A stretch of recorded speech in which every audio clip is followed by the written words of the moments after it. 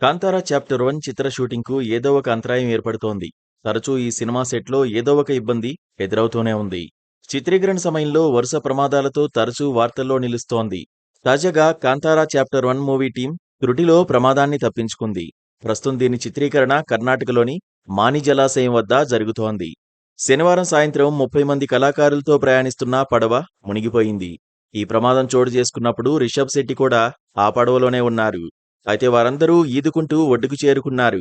ఈ ఘటనలో కెమెరాతో పాటు పలు పరికరాలు నీటిపాలయ్యాయి. అయితే ఈ ప్రమాదంలో ఎవరికీ ఎలాంటి ప్రమాదం జరగలేదు.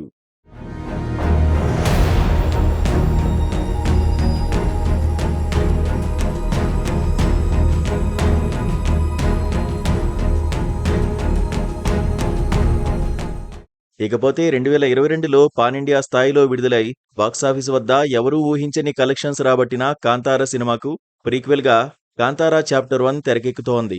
ఈ సినిమాలో రిషబ్ నటిస్తూ దర్శకత్వం వహిస్తున్నారు. గతేడాది నవంబర్లో జూనియర్ ఆర్టిస్టులు ప్రయాణిస్తున్న వ్యాన్‌కు ప్రమాదం చోటు చేసుకుంది. మే నెలలో కపిల్ అనే నటుడు ప్రమాదవశాత్తు నదిలో పడి మృతి చెందాడు. ఆ నెలలోనే రాకేష్ అనే మరో నటుడు గుండెపోటుతో కన్నుమూశారు. నటుడు, మిమిక్రీ ఆర్టిస్ట్ కళాభవన్ నిజు సైతం గుండెపోటుతో మృతి చెందినట్లు శనివారం వార్తలు వచ్చాయి.